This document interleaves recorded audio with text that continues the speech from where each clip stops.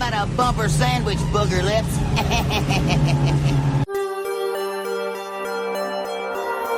One thing about living in Santa Carla I never could stomach. All the damn vampires. Shut up!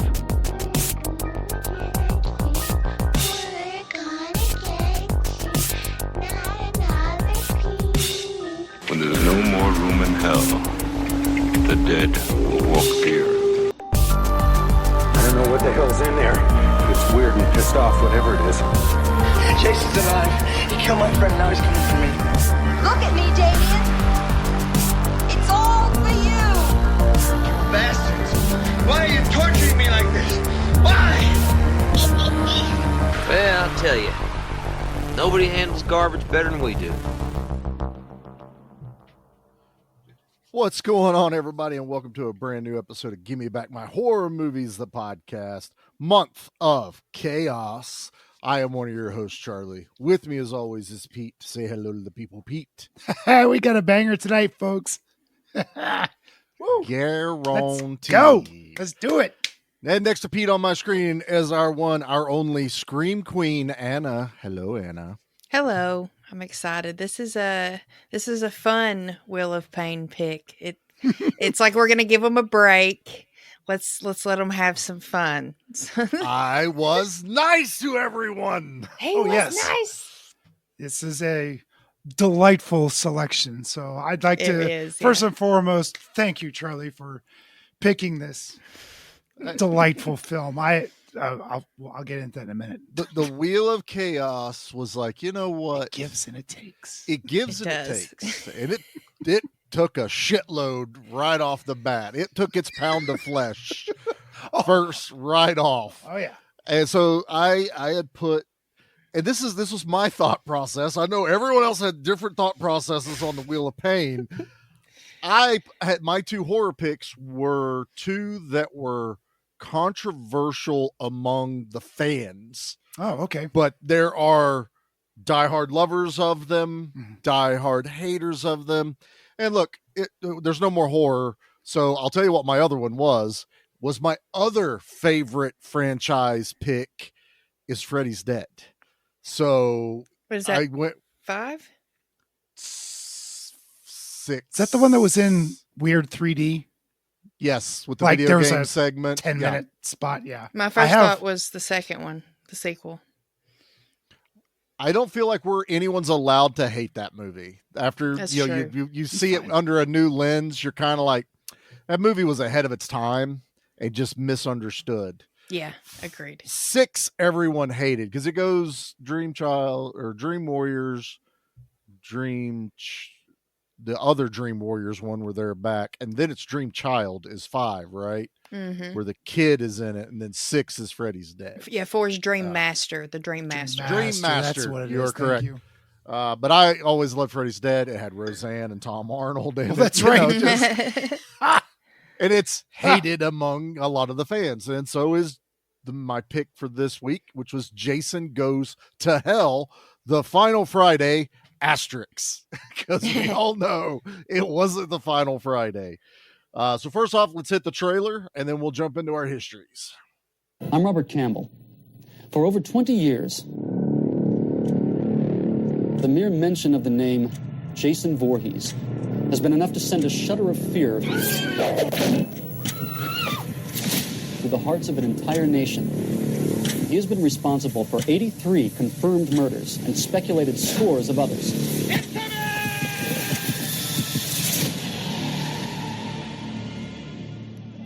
I don't think so. What you think of as Jason, not Jason. The body he's wearing, that's just me. What does he want? Same thing he wanted our mother for. You can't trust anyone.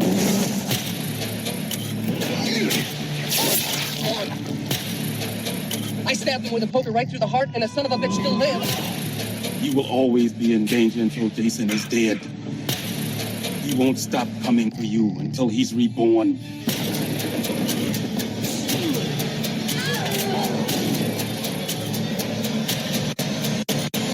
In a Voorhees was he born. Through a Voorhees may he be reborn.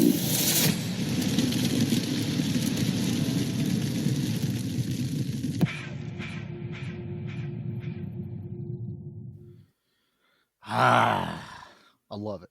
I fucking love it. I love this movie. Just listening to it makes me want to watch it again.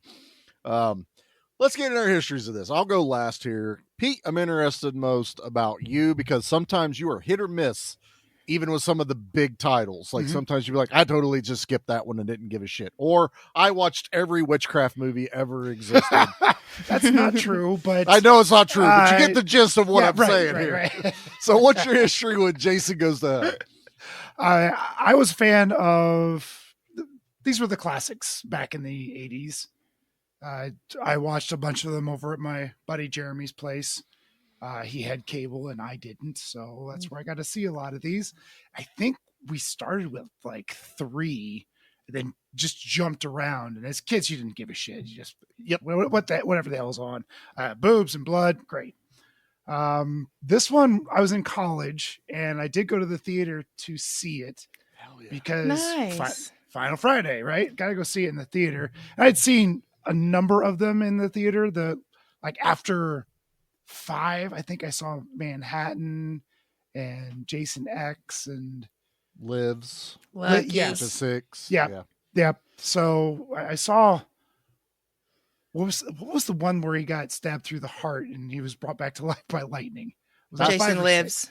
That's 6. Jason Lives. That one I saw at home with my dad. It was fucking Tommy's fault. Everything after that is Tommy's fault. But I don't give a shit what anyone says. Everything after that movie, I'm pretty sure I've seen in the theater, and this was no exception. But I think that's the only time I've seen this movie. Frankly, it was a one and done for me. There's 8,000 Jason movies, so yes, fair enough. I do own the original 4. I do own a 4-pack of those. With 3 in 3D when came with the glasses, the red and blue glasses. Yeah. It's bitching. I couldn't pass that one up, even though I'm a fan, but not a super fan of Jason. They're definitely hold a special place in my heart, but it's not something I'll go seek out. But I couldn't pass that pack up.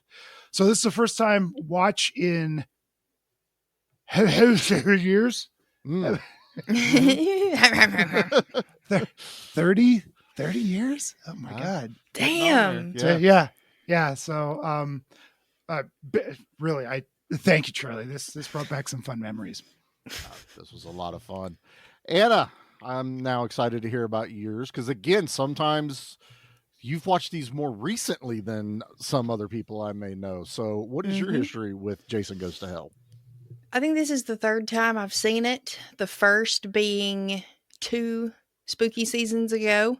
I decided to watch the entire franchise because I had never seen them all. I'd seen 1, 2, 3 and the remake, which I love. I'll stand on that hill. It's a good Jason movie. I like it. I like it. I'm right there with you. We're standing on that same hill. Yeah. Mm-hmm. But it was at a time when I was doing a lot of candle work and I was doing a lot of vendor shows. So I would just be like piddling. And I just watched the entire franchise. And a lot of times I found myself like stuck, just standing there, like watching it. Because at the end of the day, they are all fun. And you truly have to just suspend disbelief. This is like wild and crazy slasher goodness. And this one's arguably like one of the lower ones as far as fans are concerned, but I would argue it's one of the more fun ones just at the audacity of it all.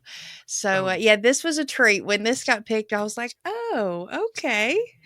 The wheel has smiled on us all. And this also has Leslie Jordan in it, who is a Chattanooga, Tennessee native.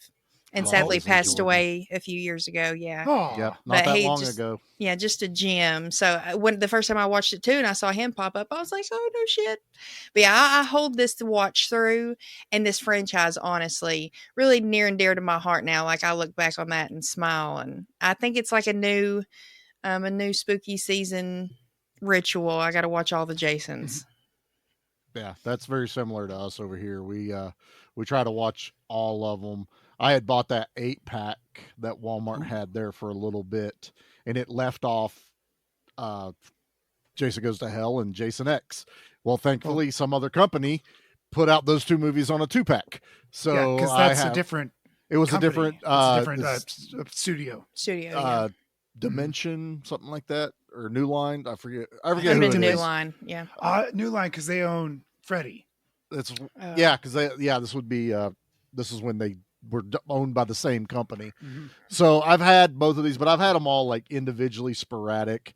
I'm kind of like Pete. My intro into the Jason films was just whatever we could get our hands on. Really never put any much thought into order. And it's kind of one of the reasons I love this franchise is because even the movies don't really give a shit what order you watch them in. You know, with the exception of 4, I think 4 is probably the most. That's like that. You got to kind of stop there, and then you have a new life of Jason. Well, then you got fake Jason, right? You got fake Jason, and you got everything Jason. That's Tommy's fault afterwards. Right. Stupid son of a bitch, should have just left him buried. It's your fault. Everything. I know. Let's go Jason dig him up. Let's go dig him up just to make sure he's really dead. Yeah, I just gotta know. I gotta know. No, Tommy, you don't, man. Just fuck off.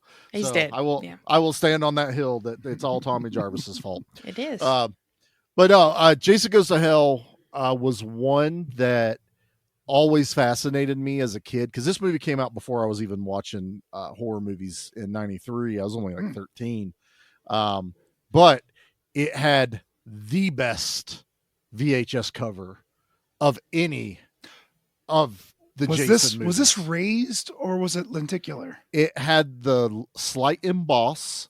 Okay. It wasn't fully chrome, but the mask had a shine to it. And then you had the worm half of it kind of half eaten through the mask, and it was flames behind it. And it, said Jason Goes to Hell right at the bottom. Always caught my eye growing up. Like, I was just like, this just looks so cool. I would pick it up all the time and look at the back.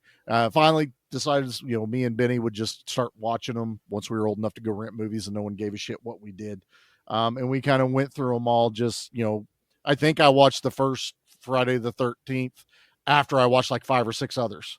I was like, we should really see where this started. And then we go and watch it and we're like, okay, it didn't matter. It was the mom. Not really. So, it's totally fine. It's kind of like watching Godzilla movies. You can watch them in any order. It really doesn't matter. You can watch them in any order you want to. But I remember watching Jason Goes to Hell, and this one grabbed me immediately.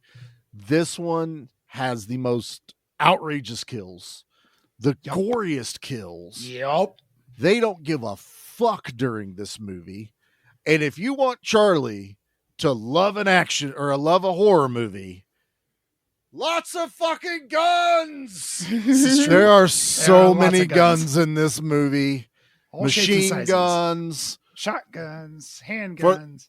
Even watching it today, I kept going, man, they throw a grenade and blow up Jason. I watched it today going, I don't think that was a grenade. I think they freaking had jets or helicopters dropping bombs on him because no one throws one and everyone just ducks and they come straight down. I was like, they had air support on this shit, and I am here for it.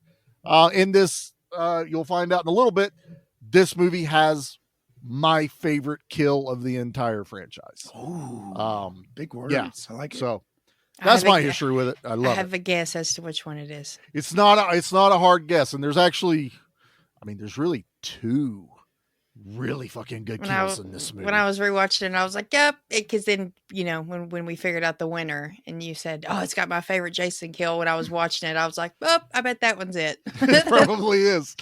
Probably is. So, yeah, like I said, I wanted to put this on the wheel with my picks because it's very divisive. Hell, we just had Parker on for Terrifier, and he just dropped the comment of how much he does not like the later Jason movies. He appreciates them being Jason movies, but again, if you put them on a list, they're very lowly ranked. Yeah, the way like this franchise started out hardcore slasher, right? This was this.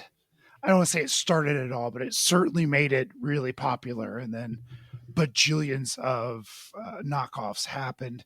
Yeah. But after 4, things started, there was a different vibe to it. Like those first 4 were, I don't want to call them mean. It wasn't mean like Terrifier was. It was violent and visceral and animalistic, where you hit 5 on down we start getting goofy and he becomes a hero, much like Freddy Krueger starting in 3, where he started becoming almost a caricature of himself. He's no longer really scary.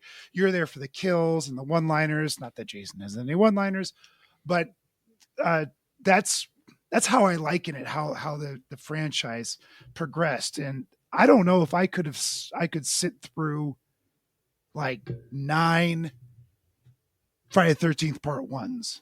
I don't know if I would enjoy that, because I think it would get very boring after a while. It'd get rinse and repeat. There just wouldn't be anything more to say. So let's go absurd. Let's try to top ourselves. And that's kind of what Terrifier is trying to do, but not really in a funny way. Sorry, Anna. Love you. That's okay.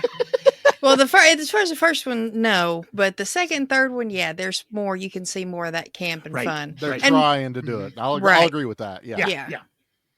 Well, and I think that sorry. No, I think the camp only works.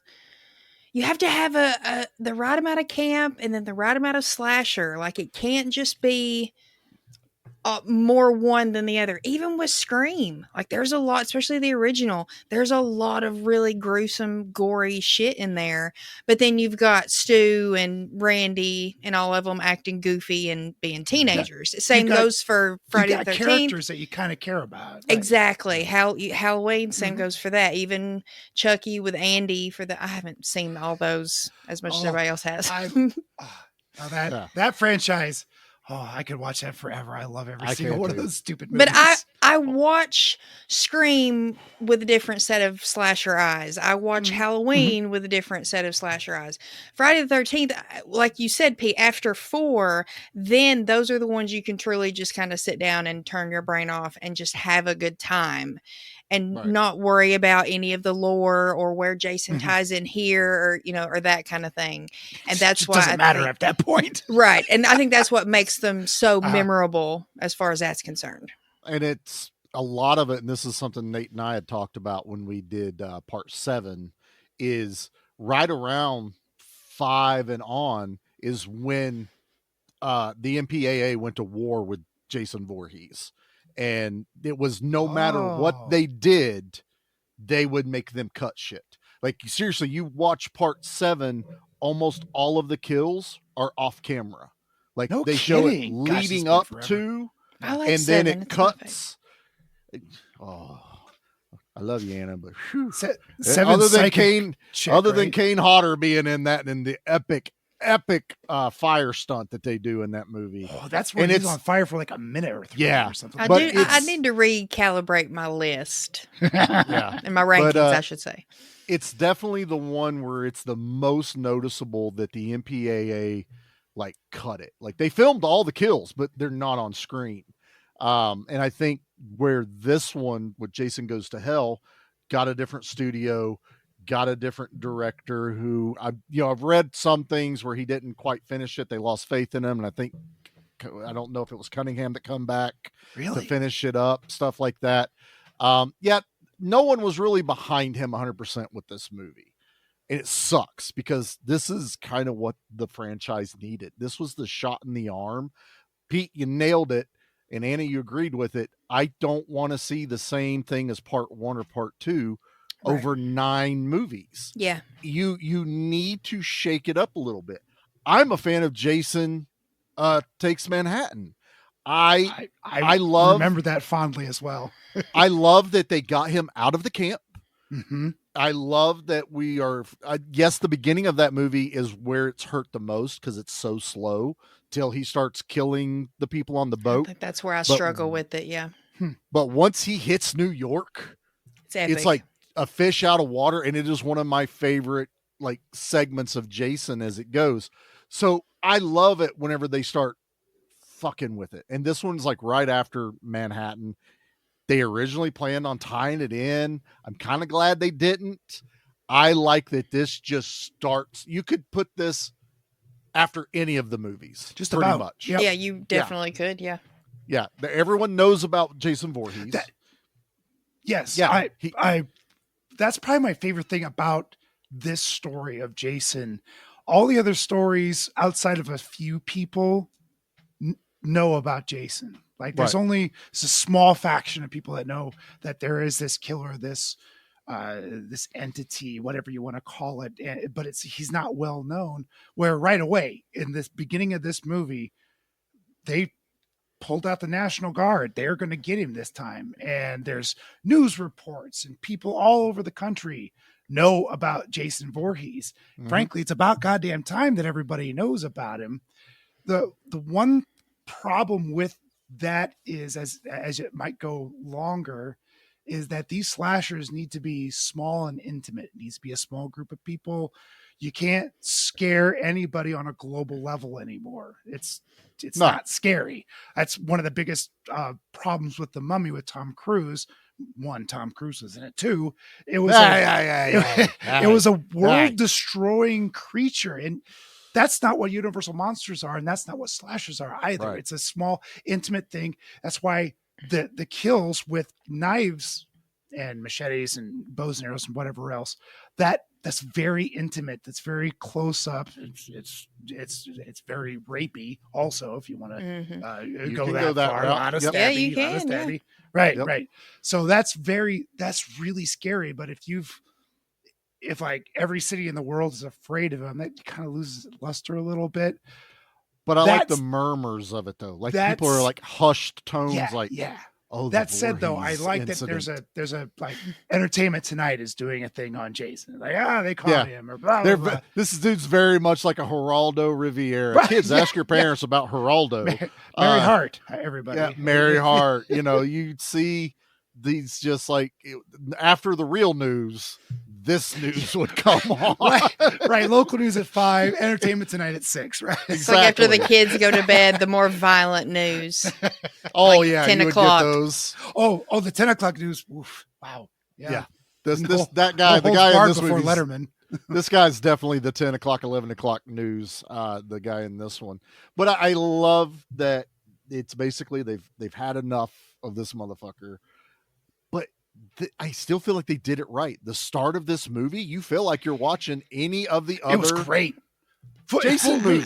I've got to say, yeah, watching this for the first time 2 years ago, I was not expecting that, and it didn't register in my brain that I had ever heard that before. So it was a total shock to me, and I had only seen 1 through 3 of the original trilogy. So I watched 4, 5, 6, 7, and 8. And then now I get to 9 and I'm like, what is this bitch doing? She's just, she's at Crystal Lake. She's got to know what's happening.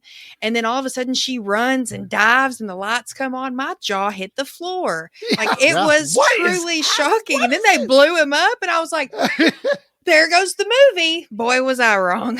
I loved how tropey that was too. I mean, she gets naked. We see a little side boob. She puts on a towel that is like the ever stickum towel. I mean, she super glued it. She super glued it. Yeah. Oh my God. She was like made out of a ratchet strap under that. I don't know how you kept that thing on. She falls a couple of times. She gets bitches be tripping, Pete. Right. Bitches be tripping. Yeah. She gets cut in her arm. I mean, it is the tropiest Jason trope that's ever troped. And then she ducks and covers, and the fucking military is there, man. Yeah. Just like you, Anna. I'm like, what? I was like, what? She jump rolls over a dude, and a boom, gun pops out. Also, the more you watch this, you start realizing it's everything she's doing on purpose. She's enticing Jason to do this. Even so much so that she hides behind her own car to make sure he's following him. Not that grab my keys, get in my car, or the keys were in the car and I'm going to run away. All of these tropes, she's making sure Jason's falling for it, and he does. And this is, I'm sorry, this is one of my favorite openers in a movie. Like, we just did a PM Entertainment movie coming up, and it's an amazing 15-minute. It's a whole movie in a 15-minute segment. This is a whole Jason movie in like 6-7 minutes. Yeah. And then they blow him up, and I love the explosion of him. Body parts everywhere. Head goes flying. One thing I wish they'd have done. One thing. And they make up for it in part 10. The machete should have come landing in the top of some dude's head. Jason should have got one final kill. Yeah. In death, because in X he cuts the old kid's arm off, which they when put he it falls. back on. Yeah, like that's the shit I love. That right there. So if you blow him up, the head's gonna fall. They can all still be like celebrating, and only we know there's still a machete spinning in the air, and it dead in the top of someone's head. It would have been perfect. That'd been great at that moment. But I still love this. They're all celebrating. I love that we get to see Kane Hodder out of the makeup. He's one of the security guards at. He was a handsome dude. Yeah, he in was. His younger I'm years. telling you.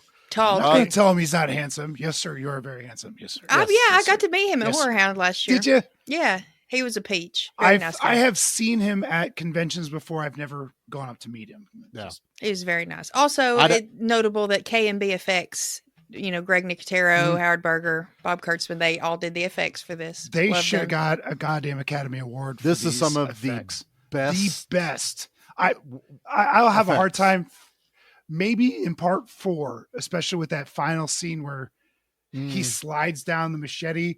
I think that's the most amazing visual I've ever seen in a Jason movie. Yeah. But this start to finish, these effects are fantastic. None of them miss. None of them practical effects. Yeah. Oh no, not at all. Especially later when that guy's all goopy, like when his body's rotted. I was like, my God. Cronenberg was jealous. I was just thinking that special effect. R.I.P. Like, Cronenberg. That's like a Clive Barker type thing. A Cronenberg. R.I.P. Yeah. But yeah. And I still laugh every time whenever the coroner's rolling this shit in and they're like, "Oh, we got to pat you down" and all this other stuff. I'm like, who are you protecting everyone from? They pat him down, never check the body bag. Like you could have had a nuclear bomb in that body bag. We don't give a shit. I mean, it's a funny little thing, and they do it again. Tough guys. We're gonna pat you down. I remember watching this thing the first time and just watching this guy talking shit about Jason and going over the body parts, and it's kind of gross and icky and gooey, but that heart starts beating and just like possesses him, and he starts eating it. Jeez. And disgusting. You're just as first time I watched it, you're just like, holy shit, nasty. And you're kind of like, that's a long way to go to stop the heart from beating, sir. Like, I'm sure there's plenty of stuff around there you could have used. Stab Scalpel acid. There's got to be something around here you can drop it into. Later on, they do. Oh, fun fact, because it is the heart, but this heart is Monkey Man's heart from Dusk Till Dawn later. So the prosthetic of the heart, is cool. Monkey Man's, and then Tom Savini stabs it with a pencil, and it kills him. Tom Savini's doing it before John Wick. So stabbed it with a pencil. But that's the same. Nicotero learned from Savini. Yeah, so that's the same prosthetic. So he's holding Jason's heart in Dusk Till Dawn. Very cool. That's cool. Which was first? I forget. Dust Till Dawn was first, wasn't it? No, this is 93. Yes, this is 93, yeah. Yeah, Dust Till Dawn was like 96. Okay, all right. I only remember because we rented it, and me and my buddy Josh are at home watching it, and Dad let us rent it for some fucking reason. And we're sitting in the middle of the living room. Dad's still at work, and Mom's in the kitchen making dinner. And a certain scene pops up. Yep. Pussy, and I'm trying to find the remote to mute it. Josh has turned white as a sheet, and my mom Juicy comes pussy, around the corner, and I went, "I've never seen this before." And I didn't know. She gave Dad an earful that evening because the Dad's like, "What? They asked to see it. I don't know. Whatever." He looks at me like I'm the one I didn't know this was in there. No idea. Oh well. But no, I'm going to say it now. I do understand the hate from some people. Oh yeah. Because at the core of this, I get it. Jason's not really in this movie. And yeah, that's kind of a kick in the dick for Kane Hodder for sure. Yeah. And for fans of Kane Hodder as Jason, who has, he was the only. Was he the only? No, there were other Jasons. Lord knows. No, there were other Jason. He took on fourth one, I think. Kane Hodder started in 7. 7 was his first one with the psychic. Really? That late, and he was Jason through X. Yeah. And then they didn't bring him back for Freddy versus Jason, which was the real kick in the dick. That was a huge kick in the dick. So I just want to be on record that I get it, guys. I get it. But the other part of me, I fucking love body jumping Jason Voorhees. I'm like, how else do you do this? You know, what would, other than just having Jason running around this town killing people?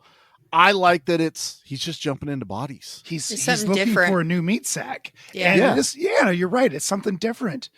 This is 9 just movies keep doing in. the same old thing. Yeah. Right. 9 movies in. He's gone to Manhattan. He's about to go to space. He met a psychic lady. Right. Yeah. And now we're doing Freaky Friday.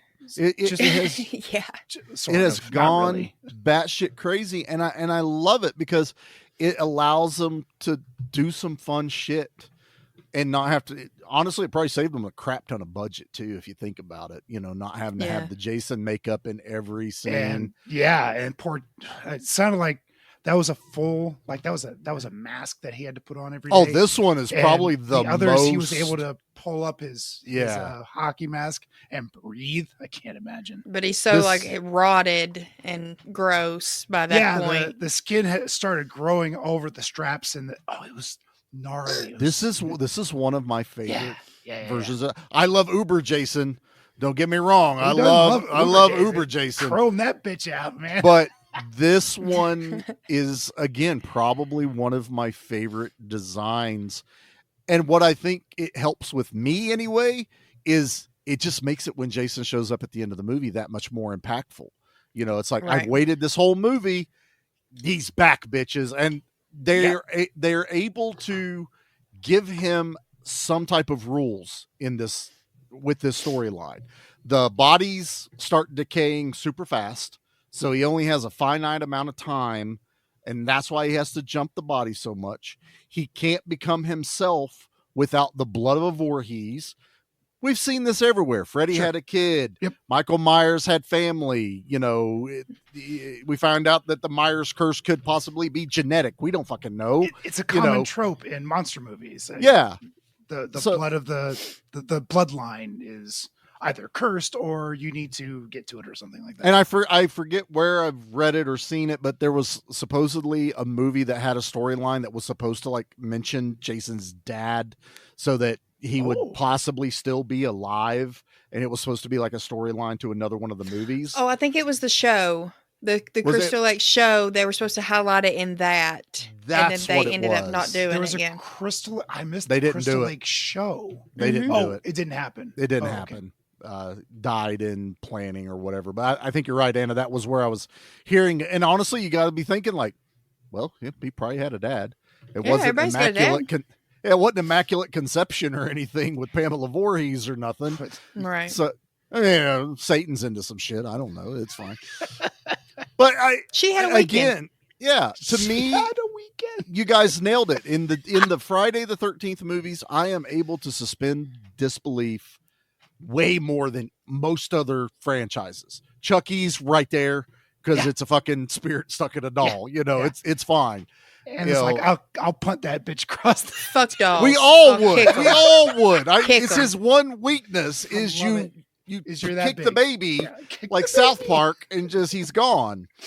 You know, it's simple. Come on, guys. No one thought of this in how many movies? But so it's why I unapologetically love this movie. Like, it's just fun for the sake of fun. It's not, to me, it's not giving a middle finger to the lore that's been built or the franchise. It's just, guys, we got to change this up. Let's shake it a little bit. Let's have some fun. He's a fucking demon. Okay. Now we also find out, and I think that I don't think they intended it to be taken as literal as they did. But hey, I'm going to say Jason is a Deadite. Because of the Necronomicon. Okay, so I watched the unrated version on the DVD. Mm-hmm. I don't ever remember that in the theater, but that was years ago. Yeah, he's definitely a Deadite. I mean, that was Deadite. the Evil Dead Necronomicon in the Voorhees household. And we got the Freddy glove at the end too. Yeah. Yep. Now, I had a question about, like, is he a Deadite or is he a Xenomorph? Because at the very end, they chop that guy's head off and a Xenomorph pops out. Well, it's baby demon Jason. It's a Xenomorph. It's a little baby demon running around.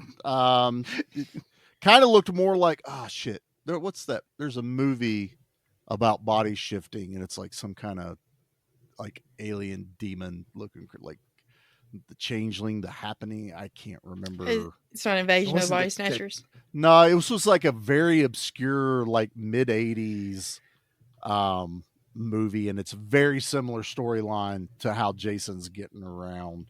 Invasion of the Body Snatchers did the pod people. Yeah, he kind of reminded me of Elmer from Brain Damage. That little creature. He does have a bit of a look of Elmer to him. I always I went Star Trek Wrath of Khan, the little ear things they shove in Chekhov and the other guy in sci-fi. I still hate that. We're gonna put these things in your helmet and then put your helmet on. No.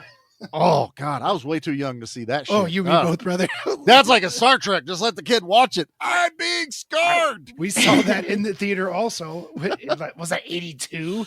So I was not even 10. Yeah, see, that'll get burned in my brain a whole lot. I think that touches something else. I remember Jason Goes to Hell completely. Most of the other movies, I confused what happened in each one. That's fair. Like, which one was where? What one's little Tommy? Which one's fake Jason?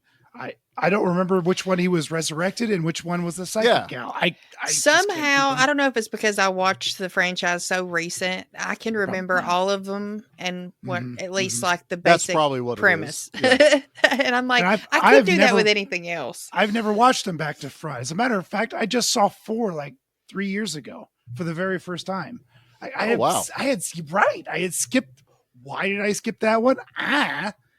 But it's exactly why I said what I said earlier about Pete. We'll love a franchise and go, I don't know why I never saw this one. Arguably the best Jason movie, best Friday the 13th. I mean, you could argue that pretty well that's the best one. I'm not going to disagree with you on that. I'm not going to crown it top of the hill, but you can have a very good conversation about it being the best. And I just missed it, man. But memorable for me starts with like Manhattan because it's such a departure, and then Goes to Hell. Obviously, Jason X. I mean, number 10 is X, and he goes to space. It's kind of it writes itself at that point, you know. But this is the one I just love watching. It's kind of a nonsense story. You're thrown into the middle of a lot of shit happening with Steve and Jessica. Oh boy, do I got a question about that relationship. Well, ask away, sir, because we're talking about it. Steve's a cutie, even with those nerd glasses he's got on. Side note on Steve, if I read right, he was in Friday the 13th, the TV show. Yeah. And I loved that show. If you haven't seen it, and so it's the same thing as Warehouse 13. Yeah. If you've seen Warehouse 13, cursed items. Friday the 13th was the OG. Like there were cursed items, and they all got out. Like all these cursed items got out, so they had to trek across the country to reclaim them and toss them in this vault that suppressed their powers or something like that. Yeah, it had nothing to do with Jason. Like zero to do with Jason. Nothing. It just was called Friday the 13th. Right, it's called Friday it's like the 13th TV show. It's like the Freddy TV show, where it's basically just him at the beginning. Just nothing really to do with it. And I really enjoyed the TV show. So he was the main. He was the male protagonist in Friday the 13th, the TV show, which was cool. But anyway, my question was, so my sci-fi girlfriend Erin Gray from Buck Rogers, she made me feel things at a very young age. It was a tight outfit. My God, it was. Yes, it was. Boy, oh boy. I've watched Punk Rock. And her eyes aren't quite. Oh shit, what's her name? Oh, Meg. Oh, I keep wanting to say Ryan, and it's not. It's Meg it's not Foster. Meg Ryan. It's the Meg Foster. Foster. Meg Evil Foster. Lynn, man, from Masters of the Universe. Yes. They're not quite that steel, crystal blue, but they're up there, man. Close. And she's, I have loved her for so long. I don't think Pete has a question. I think he just wanted to talk about Aaron for a few minutes. I do. Okay, so Aaron Gray, her measurements are I don't know that. Anna's rolling her eyes at me like, move on. Jeez, Louise. Spit it out. Right. That's what she said. I mean, nope, I didn't say that. That's what he said.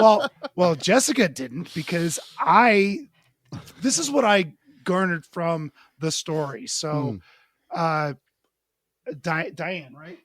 Yes. Diana, who is Aaron Gray, kind of has the hots for Steve, who is much younger than she is, even though she's smoking hot even at that age. I will cougar that every day of the week. But what is the baby? Is Jessica's baby Steve's? Yeah. Yes. All right. Yeah. So Jessica's baby, who is Steve's, and mom now is interested in Steve to date. Yes. I didn't catch No. that. I didn't pick up on behind- that. She's dating the cop. Oh, what? Which cop? The younger cop? No, the older. The sheriff? Who do you think's who in this movie? So there's like three cops that we have. There's three cops. You have Steve's friend, the young one. Yes. You have the one slightly going bald, and then you have the But one Jason that had who takes gets over. Jasoned. Yeah, who gets Jason. And then you've got the sheriff, who's the sheriff, right? With the gray hair. The gray hair. I misunderstood then, because I thought that there's a little tension between Diana and Steve. No. And then behind the diner later in the movie, one of the cops says, "Look, I know there's an age difference, but I'm rooting for you. I think this will work out." So maybe I flipped it. Maybe somebody You was flipped older something than because was. The other cop is dating the other waitress, and some stuff happened there. Okay. Yeah. That was my big He got lost. So I did. So Jessica is dating the Dateline guy, Robert. newscaster, Entertainment Robert. Tonight. Right? Dateline, Entertainment Tonight. The baby she has is Steve's. Yeah. The only contact is that the mom, Diane, still is in contact with Steve. And what I gleaned from it was she's hoping Jessica and him can work it out. And that's why Jessica kind of gives her a little bit of shit. But then she's also like, hey, can you let him know that if he wants to see the baby, he can? Oh. I just don't want to be in the same room. I do remember Small, that. Boy, small town vibes too. yeah. Very Oh, small. for sure. Yes, For sure. That's Everybody 100% knows everybody. What Yeah. everybody's in everybody's business. Everybody knows what's going on. But there's no romantic interludes between Steve and the mom. Right. I was not going to yuck your yum. You but just wanted her to see. You wanted to see her get it on with somebody. I did. Like that, dude. That spicy ass scene we got with In the tent? Yeah, went on way too long. It did. It did. But I was like, what? I don't. My think it went on too goodness, long. it had to stretch it up to get it to that hour and a half, like right on the dot. Yeah, that's. I think we don't have to cut this. I read somewhere that was an actual couple who had just broken up. Yeah, they broke up. Yep. Oh my. That sucks. They look like they were having fun though. They did sell it. They were definitely having a good old romp in the hay. Familiar ground. This is them having fun with themselves in the movie, because Steve gives them a lift and he goes, getting ready to have some sex and smoke some marijuana and do everything that is against the rules in a Jason movie. Oh yeah. And he calls it all out. That didn't fall on deaf ears. I love when she throws the rubber, and that's the cue That is the cue of you about to die, bitch. You are going to die because now you're having unprotected sex. Not only premarital sex, unprotected sex. Unprotected. Jason's like, sex. nah, not on my watch. He's got that nookie dar. Nookie door, yeah. He knows. Jason knows when you're about to do the naughty. Their friend, their third wheel, Yeah. who I think was hitting on Steve in the car because she knew was. like, Yeah. these two is going to get it on, and I'm going to be dry as a Third wheel. bone. Yeah, I'm and third wheeling. cold. I would like someone to share my knapsack with me. and she didn't care who it was. No, Steve's a cutie. She strips down clothes in front of her friend, so you get the TNA there, which she showed her boobies. She did. She has to die. It's too bad. Mm-hmm. It's and in she the did rules. die. She didn't even have fun having sex and then dying. Like I know. Kevin Bacon smoking a cigarette in a cot with a. Nope. Oh my god, that arrow through his neck is one of my favorite kills. Still a great one. Yeah, it really is. But we're talking about it. Charlie's favorite kill. I from knew the I knew entire- it. I knew it. Okay, so she's. I knew. Yeah, go ahead. You do it, Charlie. Dude, watching this for the first time, hell, watching this anytime is one, you've got probably one of the better sex scenes in any of the Friday the 13th. It's movies. hot, dude. You're not wrong. It's spicy. They clearly have done that before. They with each knew other what to in do. person. Yes. And they switch positions. They do this. We see from Jason's POV sneaking up on the tent. You see the shadows, and it's Jason, but the coroner. It's the coroner, What the yeah. fuck ever. They at least play this right.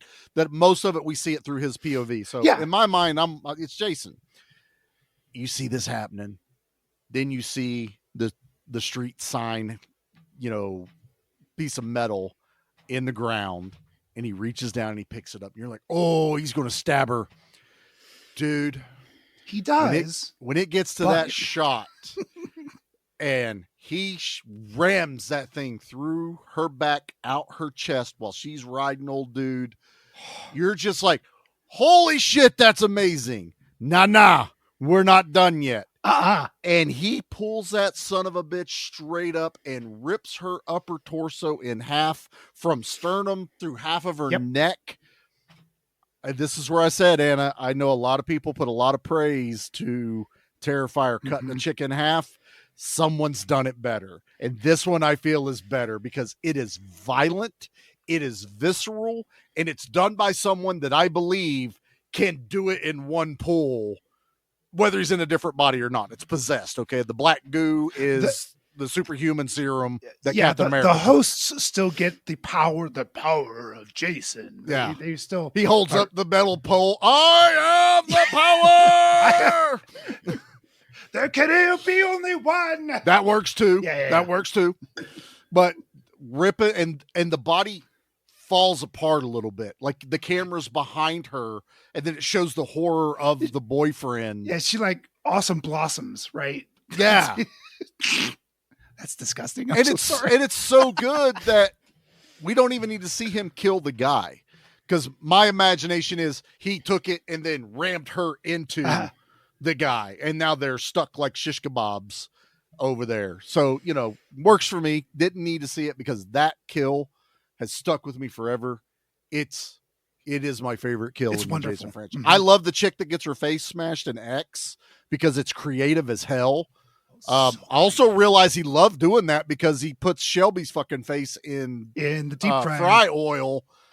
And I'm like, that's pretty visceral too. Pretty. That was done better in a previous movie also, but we don't have to talk about it. Yes. This was missing the dripping of the face, but I think they were holding off because we get that in the movie. You know what I mean? You don't want to do that and then do the next one because then it's like, oh, you're reusing the same gag. Doubling down on that. Yeah. So I have no problem with that. But my favorite kill, I love it. That to me at that point, like he's killed some people, but that's like, oh, they don't give a fuck in this movie. Like I get to see it all. This also probably has the most amount of boobs in a recent Jason movie. Of boobs. A lot of boobs. The early even for ones, a Jason movie, a lot of boobs. Even the early ones had them, but again, the MPAA kind of kicked them in the dick, so they would only get like a flash here or something like that. But this one, and you're like, oh, they're going for broke. They're making up some lost time on some movies. Titties. So, great, especially when I was, 16, 17 watching this movie. This is the best ever. I love this. Every bit of it. This is my favorite. There is nothing I don't like about all of this. Right. I am here for every bit of it. All right. Let's hit a commercial break real quick, and then we'll come right back into it.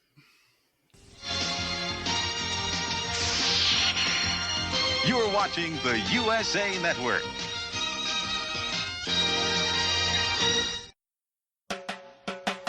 Just how drunk are we gonna get?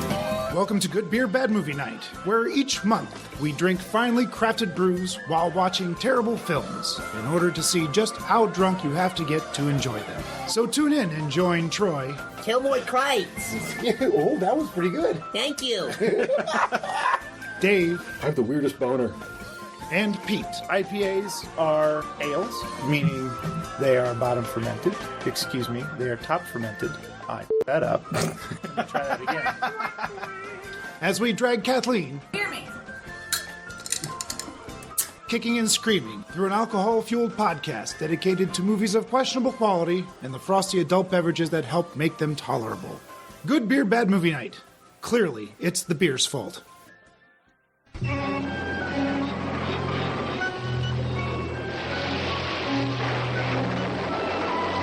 Just when you thought you were safe, the terror continues with another chilly tale tonight on USA Network's Saturday Nightmares. So my other favorite thing about Jason Goes to Hell, motherfucking Creighton Duke. Yeah. I was just going to say something about Creighton Duke, the Dr. Loomis of this movie. Now, I have one question about Duke. Sure. Was he in a previous film? No. Because it sure, at the end, do you remember me, motherfucker? So there was a plan. Oh. It was supposed to be he had run into Jason before at Crystal Lake and he killed his girlfriend and he, basically had a run in with him, but they cut it. And I'll tell you what, I love that it makes no fucking sense and I have to build a backstory because that just adds to the fuck has Jason been doing in between all these movies? Sure. Like how many people has he fucked with? And now Creighton Duke pulls a freaking Quint from Jaws. I'll give you the mask, the machete, the whole kit and caboodle for $500,000.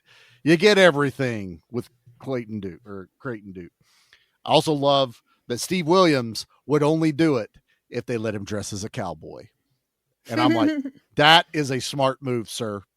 You made your character stand out. He looks so fucking sexy in that. I mean, he looked good, man. He owned this, That's a man. Pretty man. He's a son of a bitch, but I'm here for it. He's doing what needs to be done.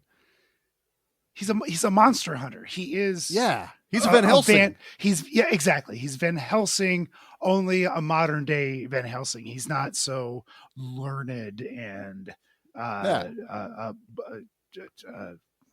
don't know. I'm losing words here. No, I know what you mean, and very bookish. Use that word. It's not the word I want to use, but you know what I mean. I was not looking for. No, I know.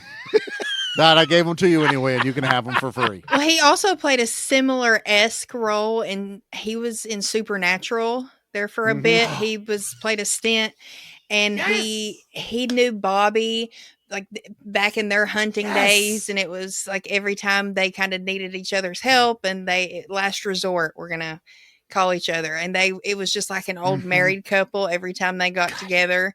Great comedy, but yeah, he makes Anna. this. It was driving me crazy. I didn't remember the Supernatural thing, but I did have to look him up because, like, man, that face, that voice, I can't place Rufus. it. Yeah. He was one of the cops in Blues Brothers. Yeah, he's been a character actor most of his career. One of those faces. Illinois Nazis. Oh, it's that guy. I hate Illinois Nazis. Yeah. Well, and with Creighton Duke and Anna, I think you guys covered this or did this not too long ago. His character gave us a great parody of the character in another movie I absolutely adore, but it's the Vivica A. Fox character from Idle Hands, because she just shows up out of nowhere. She knows what the possessed hand is all about. She has the knife. She has all this. To me, she is the female Creighton Duke in Idle Hands. And every time I see either movie, I'm just like, they're paying homage to, Jason Goes to Hell. I don't care what anyone says, because this character can be your Harbinger. He can be your Loomis. To me, he made his own mark on horror movies with this type of character, and I'm here for it. And I love that I don't know everything. So even though he had a backstory, I ignore it. I want to imagine how badly he wants to hunt Jason, how badly he fucked him up. You had to write that character into the movie to explain a bunch of shit that just happens. Yes. You had to introduce this character so that there could be a death at the end, and to kind of piece together some pieces here and there. Like, what is Jason doing? He's trying to resurrect himself. He's trying to get a new body. He's a meat sack. And he can only be resurrected by the blood of his own, by a woman of his own bloodline. Any Voorhees. It didn't even have to be a woman, I don't think. I'm guessing if there was a guy too, he could have, because he could puke the worm / demon into a body.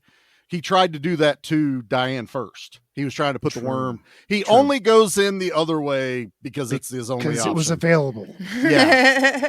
Gross. It was there. That was another homage to Evil Dead a little bit. Yes. That was definitely. Absolutely. The tree rape scene. Yeah. Yeah. First time I saw that, I was like, oh no. That was rough. No. The first time you see that, it's rough. They show it. They show it. It's fast, it's violent, and it's shocking. And it's also because you've forgotten about her. Mm-hmm. And when I love that they gave Steve the line, hey, does a Voorhees body need to be alive to work? And Creighton's like, nope. It almost like he thought for a second. No. Oh yeah, Diane's body's in the basement because of dipshit McGee hiding it in the house. And then as the audience, we're like, oh, he's going to jump in her mouth. And then the camera goes down and we're watching how it gets in there. So as the audience, you're just as shocked and appalled as everyone else is. It works. That boyfriend is he's so perfect for that role. Like, you are the worst kind of human being. I think my favorite, what did he say? Like, I stole Diane's body from the morgue and went home and fucked her daughter. I brought it to the Voorhees house. I threw it in a closet. Then I went home and fucked her daughter. They pulled this guy out of American Psycho. This is one of his favorites. My God, dude. What a line. It was a great line. He's a piece of shit. Line. And I love it. Everybody in this movie is memorable. All the characters are memorable. You got the TV guy, you got the different cops, you got Duke, you've got the couple of gals. You got the people who work in the diner and their friends, the redheaded girl. I love Joey, the lady running it. Pookie. She does not give a fuck. Every character, whether you care about them or not, you know their name. You may not know their names, but you can't forget their characters, and that's really what makes this movie marvelous. Because when you put Pookie's face in the deep fryer, you're like, no, Pookie. You're mad.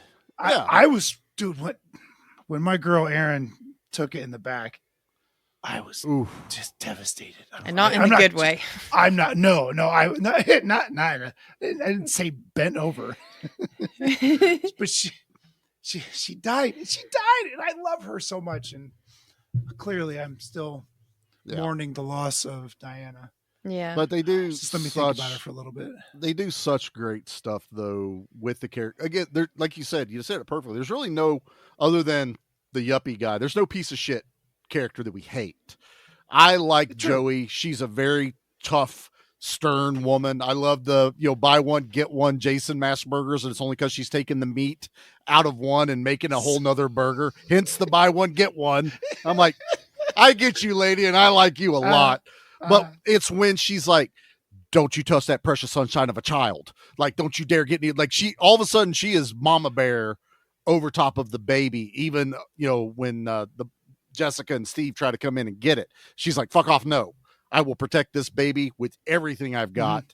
And you're not going to touch her. I'm like, I like her a lot more. And now. she started off by get that thing out of here. Yeah. That thing. I don't want we're not a daycare here. She get it. Pookie gives the son the gun and he's like playing around with it and he sticks it down and she goes, mind the wiener or something like that. And he's like, because the gun's pointing at his dick and oh yeah, mama moves it. She's hoping for them grandbabies. She's hoping for them grandbabies later. But I love, and it makes it when Jason comes in there and basically annihilates everyone. You're just like, oh fuck. When he punches old lady in the face, it caves her jaw, and it's such a good makeup because her face looks like a butt. It looks like she looks like Arse face from Preacher, like just yes. But I love it. And then the other waitress stabs old dude through the stomach with that rebar thing, and then you're like, he's acting like it's hurting him a lot, and then he just stops and stares at her. Grabs her and pulls her into it too. I'm like, this is great. I love every bit of this. She spits all of this fake blood on that actor. It's so good. It was beautiful. But I really like that other waitress at a little right before that. The shotgun? She stands up with the shotgun. Yeah, the redhead. And cocks it like the fucking Terminator. She Linda Hamilton that shit. Oh, yeah. Right there, dude. That's exactly what she did. Oh, that was sexy as shit, man. The camera angle was that low angle, so it gave her Dutch the angle, hero with the backlighting, and you're just, that's the Ash. Yes. It's Shop Smart, Shop S-Mart. That's exactly what she's doing in this. Oh. See, Pete, guns are fun. All right. That was definitely fun because that makes me want Ash versus Jason even more. Just gotta read the comics, man. That's I the only way we're I know. That's the only way. It's not the library yet for some weird reason. That's because it's a library, man. It's a cult. Anyway, so many good things from the library. That's why it's a cult. That's what all cult members say. It's so good. You'll love it. You'll love it. Come try it out. Sign up here. Here, please. Here's your card. The first time's free. It's barely going to cost you anything except your soul. No more late fees. Yeah, just your soul. That's all it's going to cost you. Just your soul. Swallow your soul. Swallow your soul. Swallow your soul. All of a sudden, the library spins around, and it's like that chick in the pit in Army of Darkness. Late fees. Terrible. And the other good thing about this movie is a short runtime. Hour and a half, 90 minutes. Tight. Beautiful. Under hour and a half. And that's how these movies need to be. That's how any slasher style horror movie. I'm going to point my finger at Terrifier. There's no goddamn reason it should be. Stop bashing Terrifier. Man, I'll take a 2-hour Scream movie. I'll take a 2-hour Halloween movie. Scream is a little different. They can write stories that keep you engaged. Okay. Movies like Heretic. Okay, those can be a little bit longer. But if you're just wanting to be a blood and guts Hereditary? No, Heretic with I guess I haven't seen that one. Oh, Hugh Grant. The British Hugh Grant, that's him. I just saw him in Lair of the White Worm. Heretic wasn't bad. It wasn't bad. I actually put enjoyed it on the list. Yeah. It's an intellectual one. Oh, a lot of religiosity, whatever you want to call it. I don't know. On. A lot of religious. Now you're gonna watch cult shit, but you don't like Wicker Man. Fuck's sake, Charlie. Yep. What is wrong with you? You know why?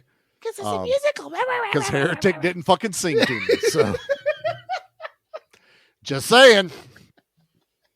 If you want me to point my finger at what's wrong with it, I did. It's a musical. They never did Jason the musical. All right, there you go. Tell me there isn't Jason the musical out I'm there not somewhere. going. I'm not. Tell me it hasn't been there. They're working on it. I think but it's a musical that's silent. The whole next up it's in pre-production is Jason Goes to Hawaii. I'd watch it. I would too. I want to see Jason. I want to see Jason. We talked about how after it's Jason the musical. At that point, I'm okay if we go Jason the musical. I still want Jason in Snow officially. I want him to, even though Womp Stomp's done it, and they did it so well. Put him in a parka with like the fluffy boggin. The fuzzy around his head. Yeah, I'm here and for snowshoes, so he can walk on top of the snow. Yeah. I know my I know my Halloween costume this year, Anna. I'm gonna get a hockey mask and this big fuzzy parka. And a parka.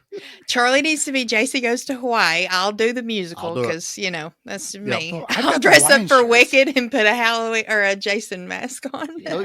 You're Jason in the Arctic. That's what you get to be, Pete. We're all picking what we get to do. Jason in Oz.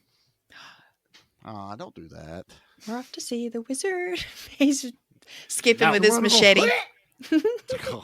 Well, him and the Tin Woodman could. He whacks off. Him and the Tin Man. What does he do, Anna? He whacks. Say that again. Munchkins. What did you just say?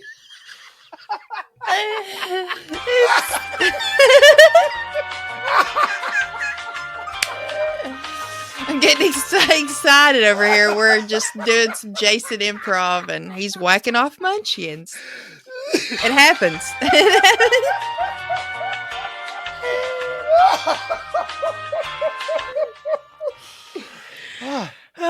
Okay. What's that? After. That was HR. They want to have a word with you after this episode. They're going to let us finish, and then we're going to get a talking to They understand that we need to get this done. But if you can finish the workday, then we're going to fire you. Right. We got to have a meeting. We're not paying you for this meeting. It's after hours. So it's totally how it works. You guys are getting paid? No. Charlie, you didn't tell her? I didn't tell her, no. But no, we get all this when we talked about, I love Jason Reborn. I love Jason jumping up out of the floorboards when they're in the Voorhees house, trying to scramble and do what they can, running from the fake Jason. But dude, when he gets into the other Voorhees and he becomes him again, mask and all, I don't question it. He's a demon. He has demon Jason mask. Yep. Yeah. We've seen him without the mask. It's worse. Let him have the mask. Cover it up. You got to cover that shit up. Mm-hmm. Even the other lady in the next movie, she's like, "Oh, poor baby," and then puts that shit right back on his fucking right back on.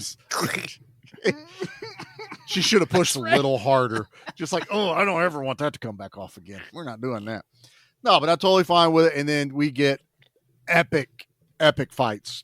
Creighton Duke holding Jason back as they're trying to get the dagger from under the dresser. We haven't talked about the dagger. So Creighton. Oh yeah, the dagger. Creighton Duke as the Chekhov's gun, I suppose. He's got all the answers. He's got all, and he knows that Jessica is bloodline of Jason.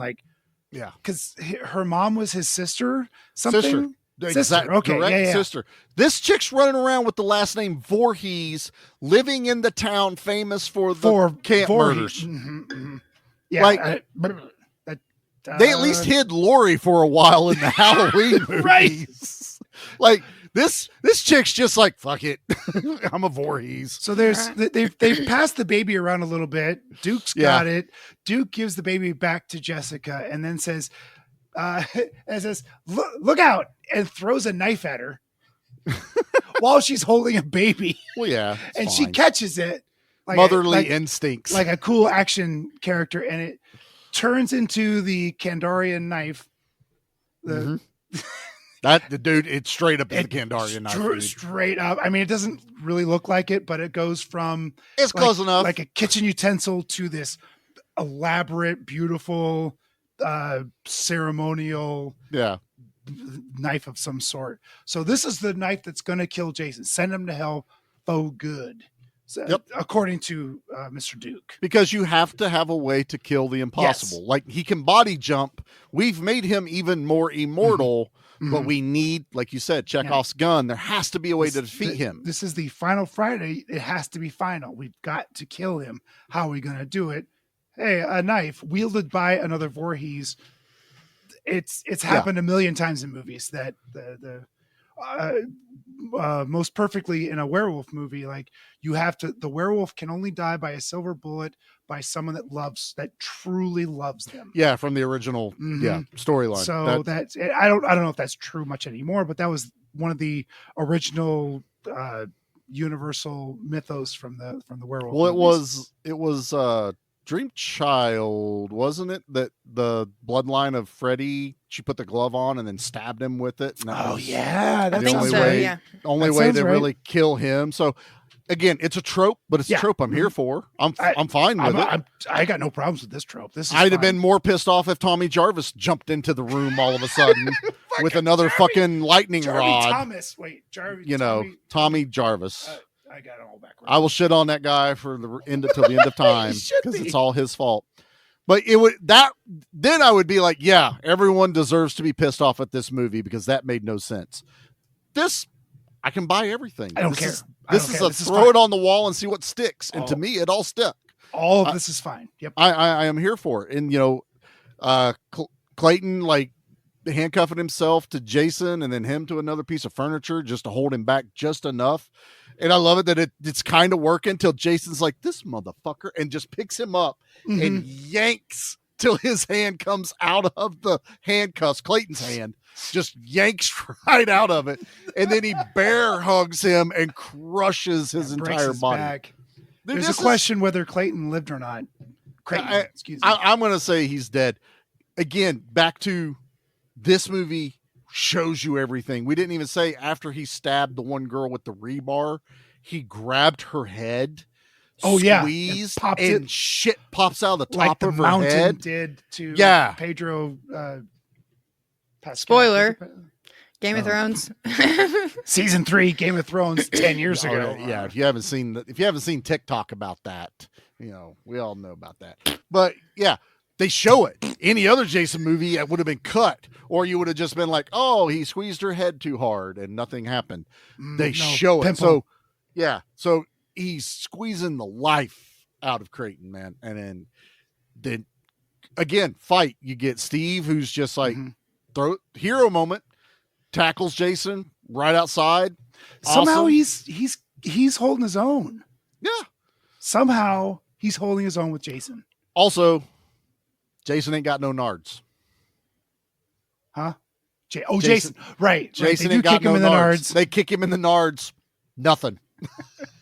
Not like Wolfman. I thought he grunted a little because Jason does make a lot of noise in this movie, especially at the beginning when he's getting gunned down. Like we have never heard him do that kind of thing. Well, I love hardly it. at all. I love that he grunts and he Tom Hardy's in this movie quite a bit. Everything's a grunt.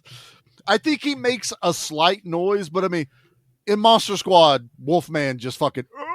Yeah, he doubles over. Jason's just kind of like, big old pair, right? No, that doesn't work on me.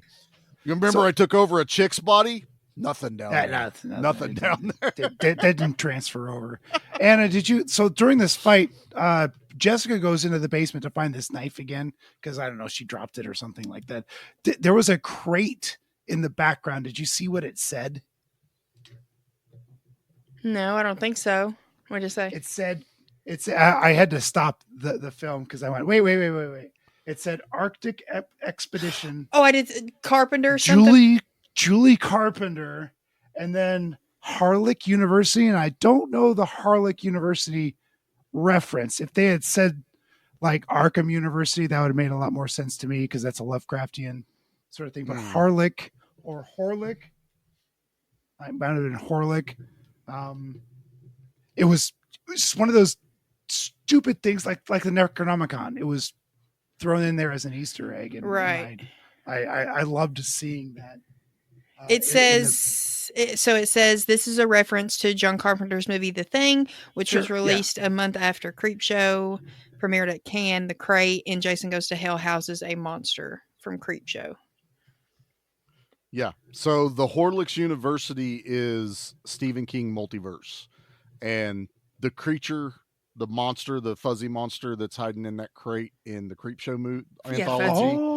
That's the crate. Okay, so they're doubling down on the Easter eggs there. That's cool. They went straight That's on cool. for them. All I saw was Arctic Expedition while she was looking for that knife, and I went, "Oh, stop the presses! I got to slow this one down." Yes, it was. I did notice just that. fun, just fun. That's fun direction from. Now this director was really young, wasn't he? Or he first time director or something? It was his first feature. He grew up friends with Sean Cunningham's son. Yeah. So that's how he kind of got the gig, or at least got his foot in the door. Adam Marcus is the director of this. So I think maybe, he might have got a little in over his head, taking on something so ambitious. I don't know. I think I don't did hate a great job. I think so. I think he was clearly a fan and threw everything, including the kitchen sink, at this film. And I think he succeeded. You still told us a good story. You gave decent fan service, got us through it. Memorable characters, memorable we're lines. jumping around, but we have neglected to talk about the second greatest kill in this movie, or at least the second best death in this movie, is when we see Jason do the third body swap in the Voorhees house, when he pukes into, I think it's going into shitbag Steve, or not Steve, but the guy from Dateline, and the cop is still technically alive. Yeah. And then Steve's locked in the closet with the dead mom, but doesn't know it yet. And he's watching this happen. And all you see is it's almost like RoboCop-ish with Toxic Guy at first, but then it just keeps going. Right. I liken it to Raiders of the Lost Ark, only in slow motion. Yeah. I take a little bit of that, a little bit of Hellraiser. Guy candles, yeah, they threw a heat fan on him or something, and it just melts his face. That's what happens to this dude. Yeah, and it's just in real time. He whoever is the suit actor in this, fantastic work. Sold it because he's slowly getting down on his hands and knees, and then he's almost doing this slow rock back and forth as he's crawling backwards. His jaw slowly falls off his face. He rubs up, his head rubs up against the wall, and then he pulls it away. Yeah, exactly. His skin is stuck to the wall, and it just it's like Caro syrup. Yeah. Just and you God, it's beautiful. You feel like you watch the life leave his body, the way he kind of settles onto the ground in this pile of goo, and then it's boom, all of a sudden Jason's essence has now fully transferred into the other body. I'm so happy. A lot of lesser directors or makeup effect people would have at the very end, that body would have exploded. I think that happened in Hellraiser once or twice. It gets to a certain point where I don't have the talent or the money to do any more. So boom, exploding. Yeah, now it looks dumb and we need to make it explode. So you don't see the finale of it. This walking corpse just slowly puts his elbows on the floor and just takes a nap. Just forever. Dies. And then it's so I was trying to remember, I don't think it's him, but they show another body, and I want to say it's his body later, and it's just nothing but that ooze and a skeleton. Yeah, I couldn't tell if that was the Voorhees mom, that was her body. Was that in the basement or was it upstairs? And I can't great remember. question. I don't know. I remember seeing that, and I don't quite know who that was supposed to be. But that was a good effect too. I didn't see a name tag on him or anything. There's a skeletonized body, with just a bunch of crap laying around it. So it's who knows? It could have been one of the other bodies he transferred out of too, and it's just that's what happens. And I'm here for it. Transferring bodies is a black slug French kiss, is what it is. Very much so. It's so gross. Chew. But it's good. Like, instead of spitting the goo into someone's mouth I'm or on anything board. like that. Don't get me wrong. I love it. And you're not 100. The final product of the demon, it's a little goofy for me. I remember the cover of the movie, and I always thought it was more of a worm, like just based on what the cover looked like. It's a flying spaghetti monster with he's got a Jason X mask on his face. Yeah. But the rest of it's just spaghetti running around. It's with arms, I think. It's very odd, and it doesn't. It's really weird. It doesn't look like the thing coming out of everyone's mouth. It's almost like it was going butt first, and now this time it's going head first.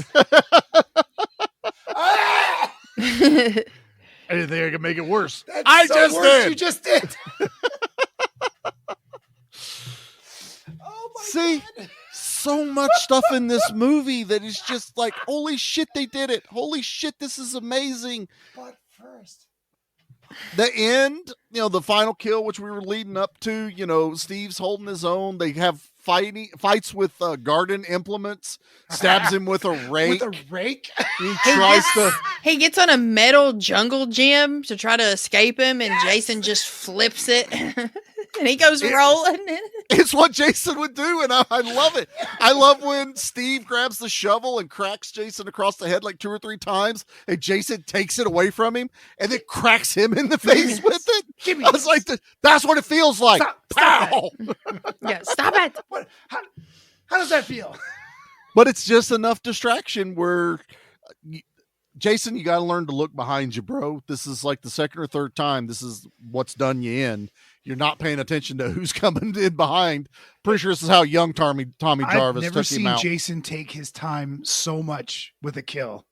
Yeah. I don't know. Was he savoring it? He's just sticking with Steve for like 10 minutes. He's just like... Maybe his strength was rejuvenating back. Like he was not at full potential. I had that thought, Anna. I really did. I can understand it. But he did rip Clayton Duke's arm out of the handcuff and crush his entire body.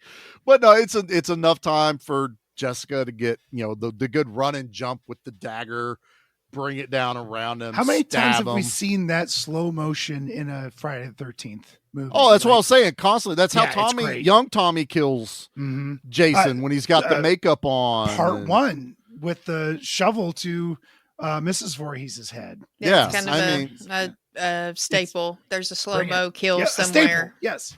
Yeah, it's fine with me. I don't mind it. I'm totally good with it. I really do like, though, she stabs him and it hurts him, but it's not the end yet.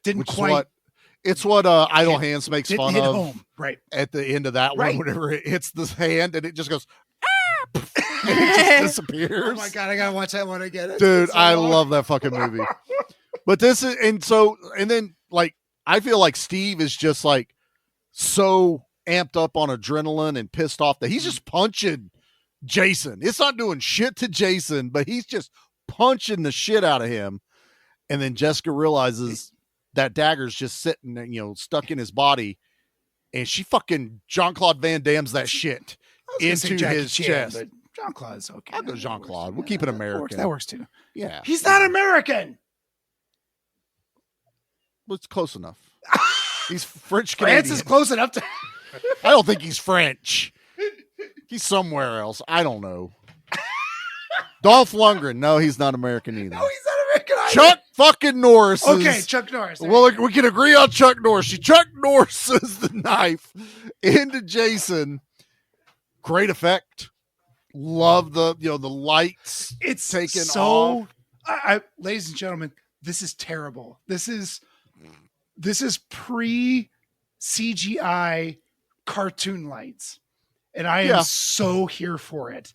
I have so much nostalgia for this kind of special effect because I saw all through the 70s, 80s, and 90s, or early 90s, I should say, before Jurassic Park hit it. It's so wonderfully bad. Last Starfighter.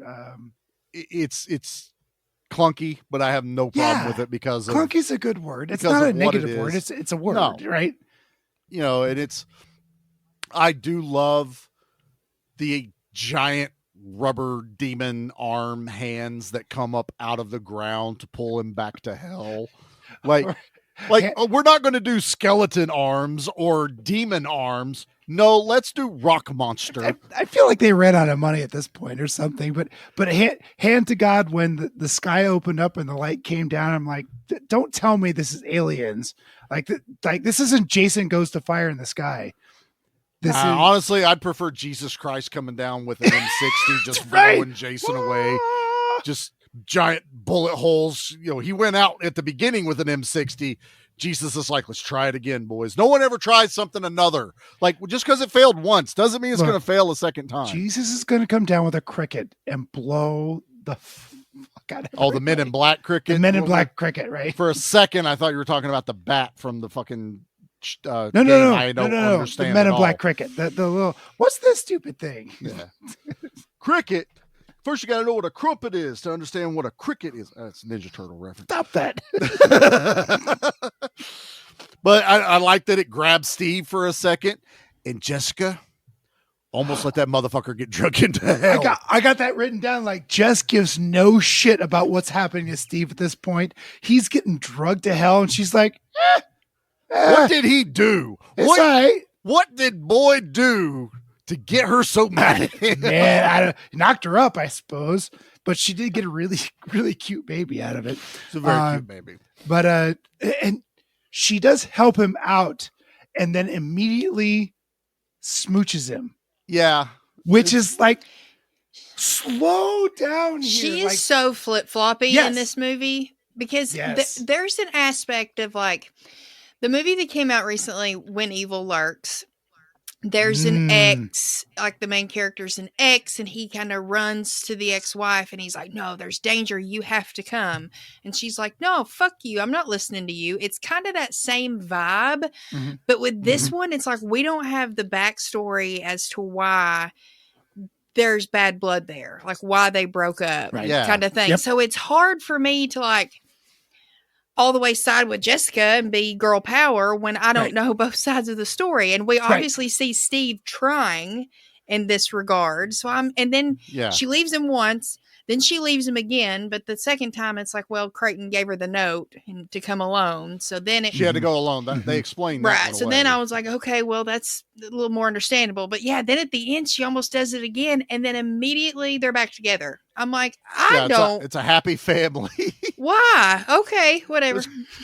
Because she's like beating the shit out of him when he first tries to save her life in the car. And they're running over I love all that because her boyfriend is chasing them down, right? And he's already possessed by Jason, but she doesn't quite understand that at that point. And I get the chaos of that. I guess part of me is like, I get it. She's like, what the fuck is going on? She throws stones across the the parking lot, and Steven goes, huh? And she hops in a pickup truck and beats feet the hell out of there. Gots to go. Gots to go. Which is completely understandable at this point because she's like crazy ex baby husband or baby I think daddy. The only thing I heard briefly in the movie was he says something like, I won't leave again. So I'm like, she probably got pregnant and then he got scared and dipped because he says that's the first time he's ever seen his child, or he goes, I don't even. He goes, I don't even know your name. He does make that comment. Yeah. So he has had zero contact up until even we know it. He's had zero contact with them up until this moment. So I kind of got the vibe of, she's not like making any calls to try to get him to be a part of her life, but he's also not trying either. So it's kind of just young love, having kids too young kind of thing. Way too early. Yeah. And that's what I take it as. But I was like, again, it was just like, he's not done really anything that bad to watch him get drugged into hell with Jason. Yeah.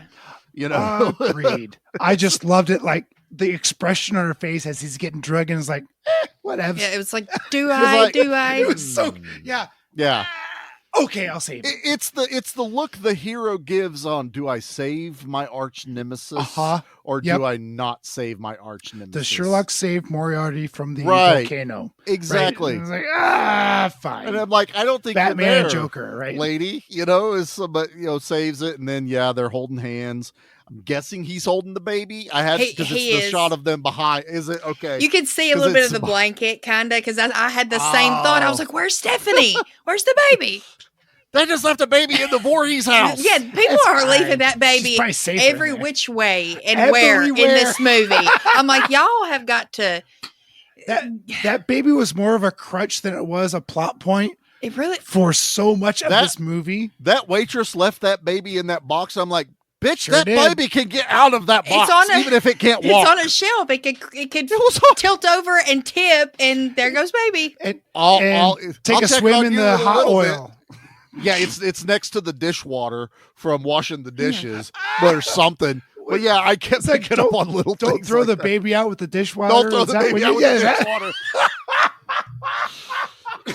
It's nuts. It's nuts. But well done, Charlie. Well done. Hey, Charlie, my favorite Jason movie. Charlie, everybody. Well done. I love this one. This was a lot of fun. Let's get into the things. Already? Going for an hour and a half. I know. It's just like I'm having so much fun. We could circle back to the beginning of the movie and do this all over again. Really could. I'm telling you, I could watch it again. There's more to talk about right now. I like it that we've hit like the majority of the high points, and we've actually touched on shit that maybe people hate about it, and we're just kind of like, we don't care that you hate it. I want to hear some of the hate, and the people who hate it, I want them to go back and watch it again. Yeah, like give it another chance. Yeah, try it. Yeah. All right, Raining Blood for this week, 22. 22. This was the highest body count for a Jason movie until Jason X, which for some reason they said was only 24, and I'm like, no, it's way higher. Oh no, it's Jason like X. 25,000. It's like 25,000. They took out an entire space station. There's people on it, and I saw it on screen. And Dead Meat quit counting Jason as part of the kill count. It isn't real because he dies twice. They counted him twice in their thing. I'm like, no, you don't count him. You don't count Freddy. You don't count Michael Myers. No, don't do that.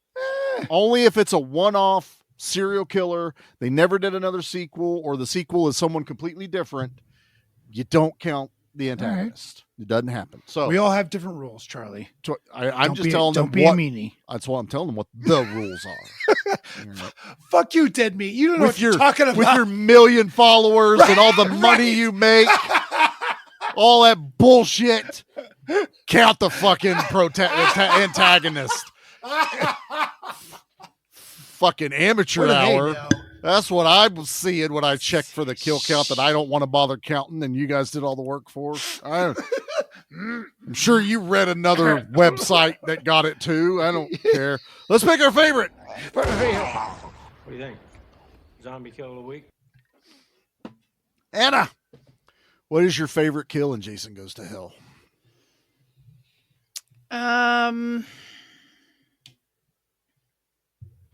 Honestly, probably, yeah. I had one a minute ago. I don't want to take yours, although that is probably the best one. Yeah, everybody knows what I'm getting ready to say. That's why I want to start with you guys. Yep. It's totally fine. I mean, there's some. Yeah, I'll just go with that one. I was trying to find a trash opinion, and my brain went screw. What was I supposed to do? Oh, that's okay. Yeah, I'll say that. Probably I love it when the security guards get killed off screen. Waka waka. Shut up, Pete. Get back in here and do it right. Don't you pull a Dead Meat on us. Or the two guys that get smashed in their heads and they've got makeup. That was funny though. Okay. That was if only there was a yeah, little sound effect for it. Or each half of their faces mushed together, like gory. And just had he with so much strength had fused their heads together. Oh, I know what I was. Well, that the was cop, a Hellraiser kill. The cop, when Jason finally left his body and he was all goopy, Like his body dying at that point without having the demon in him was pretty gnarly. Mm-hmm. So I think I'll go with that one. That's the longest one. It's the grossest one. Yeah. It's just nasty. Oh, it's gooey. Pete, what's your favorite kill in Jason Goes to Hell? I really loved the rebar because how intimate that was. Like he reaches for her hips and just pulls her towards him kind of slowly. The look on his face while he's doing it he's too. Like, yeah. Woman, this ain't shit. And she, with all conviction, she like, I thought she was going to javelin him. I thought she was going to final games him, like throw this rebar and just, and then for whatever dumbass reason, she gets close enough that he grabs her and then slowly pulls her towards her. She spits at him and then he pops her head like a grape. I was going to go for the melting man because that is easily the grossest kill in Friday the 13th franchise. It's disgusting. In the franchise for sure. In a lot of franchises. In most franchises, it's disgusting. It's wonderful. It's beautiful. But the rebar one is what I like the most because it's almost sexy. Like he just pulls her towards him and it's all sorts of gross on many different levels. I just had a light bulb go off. He has no nards, so that's the only way he can get his rocks off. Oh. So him popping her head was a climax? Yeah, there you go. Boom. Wow. See? That's mine. Charlie, we know what it is, but yeah, mine is the sexiest and best kill in the franchise. I'm not going to argue. Yeah, I just wanted to pick something different. No, I'm down, but I can't pick. I mean, I've said it forever. It's my favorite when that street sign, piece goes through her chest. And you're in other Jason movies, that would have been it, or he would have stabbed her and then into the boyfriend, and the sign, the sign stick would have been standing up. 2 for 1. Yep. Yeah, but to rip it up through her torso, and then she splits. She splits with the camera behind to show the boyfriend. It's glorious. It's a masterpiece of that's an amazing kill. Camera angles and practical effects. And it drives home Jason hates sex. Period. Okay? What's wrong with you, Jason? Just sex is wonderful. Don't tell him. I did it last night. What his mom did. Okay? Don't. Yeah, he'll lose his shit. Well, his mom's dead, so don't worry about that. But you still don't tell it. He got a magazine he found on the side of the road one day, and he was like, "No, I don't like this, you, honey." Yeah, he found his dad's old Playboys and had his mom's face glued on top of it. Isn't that like one of the best days in your life that you? Not if your mom's face are glued onto all the ladies because your mom found it. What? Are those the Playboys you found, Charlie? Oh God, no! That would have been horrible. That truly would scar people. Open it up. What's Miss April? Mom!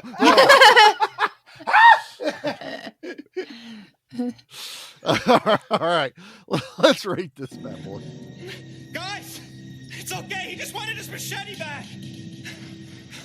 Woo! Hey, Steve. Why the machete? Why pull the machete off the wall and take it with you to go fight Jason? That's like going, you know what I'm going to use to fight Leatherface? Chainsaws.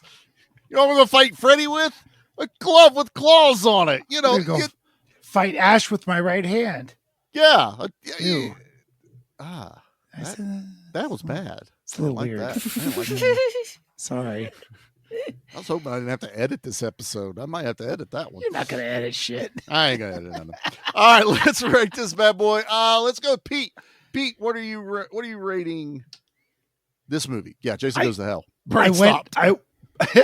I went into this movie with 30-year memories of it and thinking like, it's a Jason movie. Whatevs. It's okay. So like, it's going to be like, because you think if you've seen it before, I always have a preconceived notion of what the film is going to be rated. And I'm thinking like it's a 7 or something like that. Ladies and gentlemen, I had a blast with this movie. This is a solid 9. This movie needs to be watched. For those of you that don't like it, I ask you kindly, when was the last time you saw it? And please, if it's been over 10 years, please revisit it, because I think you will appreciate the silliness of it and just be silly. It's silly. Yeah. For heaven's sakes, Jason has done, he's gone to space. He's gone to Manhattan. He's a zombie. He's not a zombie. What? He's now Deadeye. he's transferring bodies. He's everything. Yeah. Whatever. Enjoy it for the ride. I think that's what was the problem with it originally when it came out, is it was so, it's like a Halloween, 4? Oh God. Yeah. Where I like Halloween 4. Michael Myers, frankly, I haven't seen it. So I'm giving it a pass because it tried something different. This movie tried something very different. It tried it in a unique way. And it was, I giggled through this whole goddamn movie. It was so funny. It was so wonderfully entertaining. It's a 9. Strong Love recommend. it. Love it. Anna, got to follow that. I'm sorry. Jason Goes to Hell. What are you ranking this bad boy? I'm giving this an 8. 8 out of 10. Still solid. And that's just Very because much I so. have others that I like better. But as far as like rewatchability, it's there. Oh, great kills, it's there. Characters you like and characters you also don't like, there. TNA, blood and gore, Jason Voorhees. It's like, what more can you ask for out of a slasher movie? So I'm here for it. Like Pete said, if you haven't watched it in a while, Parker, then you should go back. You got called out, Parker. Then please go back and rewatch it and smooches, Parker, and have some fun with it. Yeah, smooches. We just talked about it, so I had to bring him up. Smooches. I know. Oh, yeah. All right, so Charlie. that leaves me. Yeah. I put it on the wheel. I unapologetically have said that this is probably one of my favorite ones. I love Jason X. And to me, I could almost just have Jason X stand by itself as just this crazy, insane movie. So yeah, I've always loved this movie. Has always had a hold on me forever. I've championed it forever. It is unapologetically one of my favorite Jason movies. It's a 9. I'm right there with Pete. I'm so happy you guys have rated it so high, because this could be a very divisive, movie. Sure. I did love that, Pete was in the chat earlier today and he goes, I have questions. And Nate chimes in going, it's Jason Goes to Hell. There are no questions. Right. Just enjoy the ride. And it descended down to Nate telling Pete, take a bowl, pour some beer in it, remove your brain, put the brain in the bowl of beer, and enjoy Jason Goes to Hell. And I'm like, he is not wrong about this whatsoever. Best advice I've heard in a long time. I was just being divisive. I had every intention of coming in here praising this movie for the silliness and the ridiculousness of it. It's 100%. Well, there's I've got questions, and then there's I've got questions. There's two different ones. In a chat room, it's hard to understand the inflection, and I totally went with the you guys don't know what I mean by I got questions. And Charlie's starting to sweat like this. I'm like, God damn it. Come Really? on. It's just turn your brain off. It's so much fun. But no, I love it. It's a 9. I love how Nate was like, no, it's fun. Just don't think about it. Like, well, Nate, he adores this movie too. We've talked about our love of the wild ones. The last run of Jason seems to be our favorite one. I did message him on the side and said, look, no, this is I'm just being silly, because I did thoroughly enjoy this. And he felt better after that. And this is the third Jason movie I've covered on this show, and y'all have covered 4 total, and I've been here for 3. Yeah, I totally forgot we did Jason versus Freddy. Mm-hmm. That was before me. That was no, it wasn't. No, you were there. It was with my former co-host. Yeah, we were all together for that one. You were there. Mm-hmm. Nate and I did part 7. Right. as a bonus episode because it was Friday the 13th. And then we did Jason X last year. Yeah, I remember Jason X. That was fun. Now, that was a lot of fun. Fun fact for everyone, and I need to let everyone know this right now because some people are going to say bullshit. Some people are going to say we planned this. You all watched us spin the wheel. Witchy things, y'all. We spun the wheel. No one knew what I picked. It could have landed Charlie 1 or 2. It could have been Freddy's Dead. Yep. It landed on Jason Goes to Hell. What day does our teaser drop for this, Anna? June 13th, which is Friday the 13th. We had already designated Fridays as our teaser trailer to give you weekends to listen. Have spoken. Yeah, witchy things. So this will come out right after Friday the 13th. We're recording it just before, but the teaser will come out. So to all you people, we didn't plan it. The podcast gods felt bad for me and was like, let's give them a win, boys. Wait a minute. Are there people out there that think that we're smart enough to plan shit like this? No, probably not. But I don't know what tomorrow's date is for. I'm just trying to put out any fires that may happen because it's Friday the 13th. A lot of other shows want to do a Friday the 13th because they'll look and see how many come out each year and they'll be like, we're doing it then. Our dumbasses are like, wait, it's what?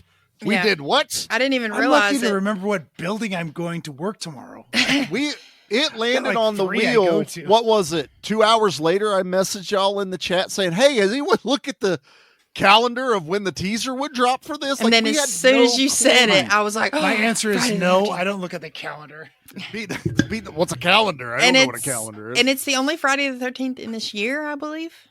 I think you're right. I think it is. Yeah, Halloween's on a Friday this year, which I'm really excited about. That totally off topic, but yeah, I'm excited for Friday the 13th. It's anytime that pops up, it's just like a little oh. But then the game I'm really excited about is coming out also on Friday the 13th. So, wait, what? So they are re-releasing the game because did they get through the legal? Hoopla? No, I'm talking about the new Five Nights at Freddy's game comes out Friday the 13th. That's not what I wanted to hear. Well, I'm just over here being excited and happy for things. Let her have it, Pete. Just let me take it away have from my joy. Genuinely, that first Five Nights at Freddy's scared the fuck out of me. That was a good one. Yeah. Just let her have her win, Pete. Damn it, son. Just quit it. Anna, right. you are always a winner in my heart. Thanks, Pete. So, with that being said, we have one more spin of the wheel left for this month. It will be our action pick, our final one. It's up in the air. Who's going to get this? I think it's been an amazing month. Pete, quit pointing at yourself. It's not going to be it's you. Me. I'm going to get it. I'm gonna accidentally sneeze, and the wheel's going to move a little bit more. But gonna cut a foot loose. Wouldn't that be some shit, y'all? Kick off your Sunday shoes. Again, please, I'm probably just going to be like, fuck it, let it be Footloose. I don't care anymore. On my knees. And see, I'm not worried about whether I get my action pick because he just keeps going. He's gone. Your blues. Everybody cut foot loose. I mean, it's Kenny Loggins. I'm not going to give it. You mean Nate? Nate? Totally Nate. Ooh-wee. We're going to get copyright struck because of this guy. Yeah. Shake it for me. Whoa, whoa. If I mute him, he forgets to unmute himself. Come on before we go. I can cut all this. It's fine. He did this recently. Don't cut this. I did listen how he stops. Now don't cut it. Oh, Kill Bill. He did it on Kill Bill too. Oh, yeah. Oh, hell. I had Don't start. Like I was going to say, I'm not worried about whether my pick gets picked because guess what? I have an entire fucking month right after that coming. We are steamrolling towards month of action. We are 2 weeks away. I've seen the lineup. Y'all. Pete approves. Even coming from me. They're bangers. Action guy bangers. Is not Pete. Pete approves of Action Month. Yeah, it's good. I take care of my people. You just know that. You have certainly. I take care of it. Peek behind the curtain. Charlie posted what was going on in the B Action movie, and I thought that was what he got real sad. So I ain't seen none of these movies. He was so sad. the shit is this? I'm like, Pete, you didn't even look at the right one, what did this you? is. It was like a surprise. I'm pretty sure all this is at the end of the Yakuza Apocalypse episode too, so I'm sure some people are refreshed on that. But no, it's going to be an amazing month, and I'm sure a lot of you have heard. We have upwards of 15 other shows involved with us this month, all doing some type of action movie or topic in July. They may not be doing their entire months. I know Parker is, except for the first one. Guess what? We're going to call it a honorary action movie, your very first one you're doing. For sure. But a lot of them are doing, Barons is going full action. All of ours are action horror. Technically Flicks, because it's going to be the only episode that month because that's their off month. So they're going full on in. Nerd Initiative, Play for Keeps. I think they're doing their stuff with Mickey. We have so many other shows. Geeks with Beard podcast, Doom Good Generation. Beer, Bad Movie Night. Good Beer, Bad Movie Night has jumped in. Bucket of Chum. Movie Dumpster. Old Man Brad. Movie Dumpster. It goes on and on. I am working with a good friend of the show, B-Movie Brain. He does some artwork. He reached out to me about, hey, man, I want to do some cool like drawings of epic bad guy deaths. And we were brainstorming. I went, hey, you think you'd have some of these done by July and you want to join us as part of Month of Action? He goes, I'm so in. Hell yeah. So again, it may not be a podcast, but we will have other participants doing their own flair. Ask him if he can draw dummy falls. Sure. Because dummy falls are the best action things dummy falls ever. Are the greatest things. I've seen some. Got to watch Hologram Man, Pete. Some pretty good dummy. You got to remind me of that one. I don't remember that one. I don't think you've seen it. It's It's called We Have Demolition Man at Home. That's Hologram Man, PM Entertainment. So, yeah, a lot going on for July. Please stay tuned. But yeah, this Friday, you'll find out what our action pick for the Wheel of Pain is. So until then, we will see you next week. Bye. Bye.